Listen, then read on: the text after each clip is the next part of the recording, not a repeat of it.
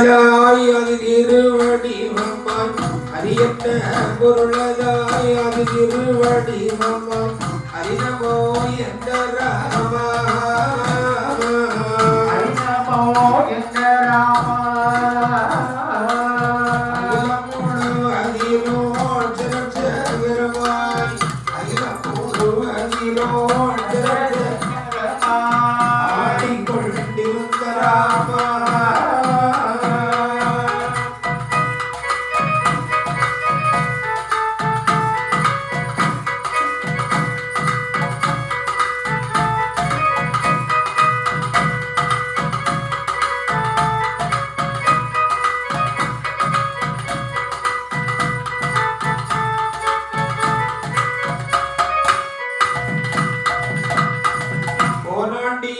சமைந்து கோவர்த்தனகிரியை கோனாண்டியாய் சமைந்து கோவர்த்தனகிரியை உடையாக பிடித்த ராமா உடையாக பிடித்த ராமா கோவர்த்தனகிரியை கோனாண்டியாய் சமைந்து கோவர்த்தனகிரியை கோனாண்டியாய் சமைந்து உடையாக பிடித்த ராமா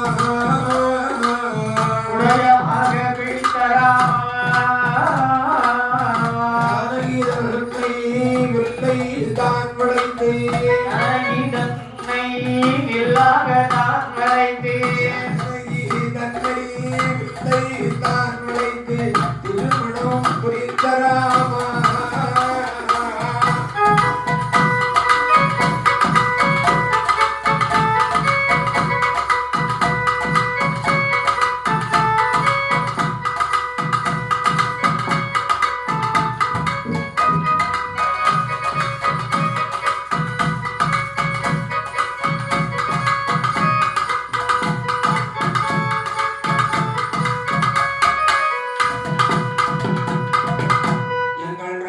ஜானகி ராமா சீதா ராமா தசரத ராமா உன் திருப்பாதம் போற்றித்தானே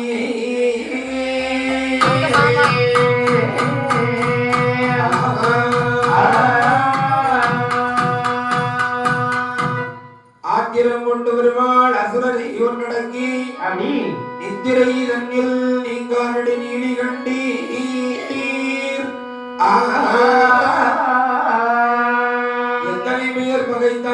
எத்தனை பேர் பகைத்தாலோ என் தாயார் பத்திரகாளி அம்மன் தயவாலே பாடுகின்ற புலவருக்கு ஒரு நாடும் ஒரு குறையும் இல்லையே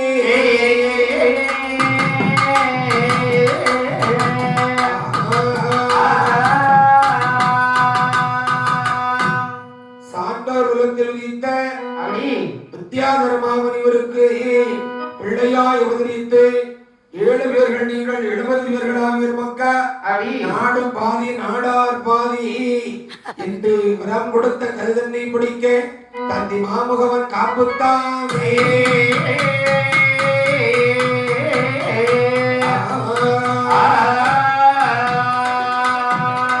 கைலாச மாமலையில் மாமலையில் மாமலையில் கொலுவிருந்தார் கைலாச மாமலையில் மாமலையில் மாமலையில் கைகண்டனார் கொலுவிருந்தார் தோணி பொன்னை உருக்கி வார்த்தை பலகை வாவி பலகையிலே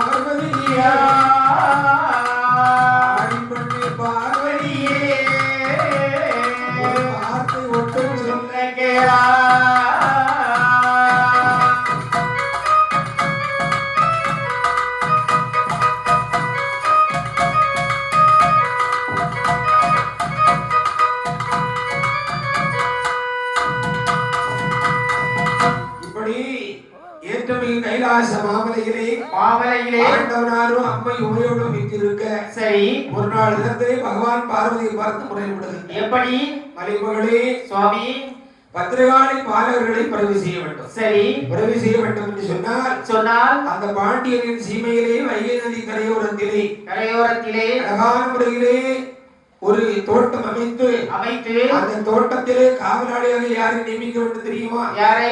உங்கள் அண்ணன் நாராயணமூர்த்தி இருக்கின்றாரே, சரி, நாராயணமூர்த்தியை வித்யாதர மாமுனிவராக அந்த தோட்டத்தை காவல் புரியும்படி நாமல் நிர்ணயம் செய்ய வேண்டும். சரி என்பதாக எண்ணிக்கொண்டு ஆகட்டும் என்று மனமிக மகிழ்ந்து அங்கே நடக்கிறது பாருங்கள். நாட்டிலேயோ நல்ல நாடு, நாவலர்கள் புகழும் நாடு, நாவலர்கள் புகழும் நாடு, நாவலர்கள் புகழும் நாடு, நாவலர்கள் புகழும் நாடு, நாடெங்கும் புத்தி பெற்ற நாடு, நாடெங்கும் புத்தி பெற்ற நாடு.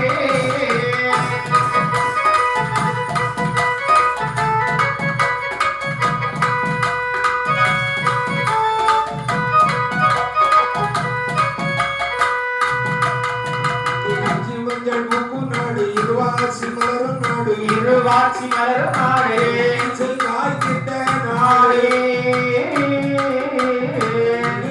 காய்கிட்ட நாடு.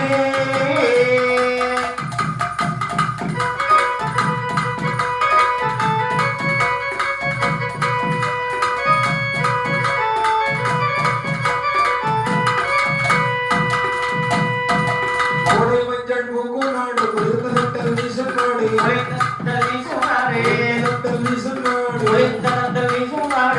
வந்து இரவுலர்க்கும் நாடு, வந்து இரவுலர்க்கும் நாடு.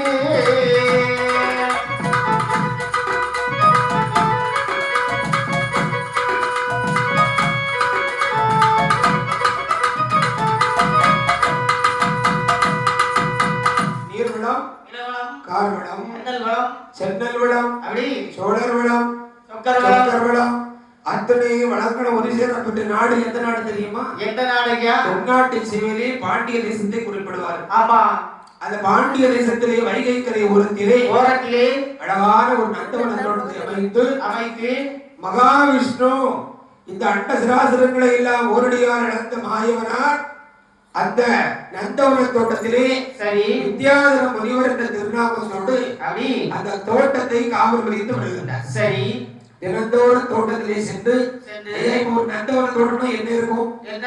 மலர் செடியோடு இருக்கும். ஆமா, மல்லிகை, முல்லை, இருவாச்சி, பிச்சி, இருவாச்சி, பாரிஜாதம், மணிக்குழந்து, ஆமா, துளசி, அரளி, வாடாமல்லி போன்ற பலவிதமான கிரேந்தி போன்ற பலவிதமான மலர்கள் அங்கே நடப்பட்டு நடவு செய்யப்பட்டு பூக்கள் பூத்துக் கொள்கின்றன. சரி, இந்த பூக்கள் யாவையும் பறித்து ஈசனாரை பூஜிப்பதற்கு என்று சொல்லி வித்யாதர மாமுனிவர் தினந்தோறும் பகவானை பூஜித்து வருகின்றார். இங்கே இப்படி இருக்க ஏராசி சுனை கரையிலே நடக்கின்றது பாருங்கள். ஏராசி சுனை நதியிலே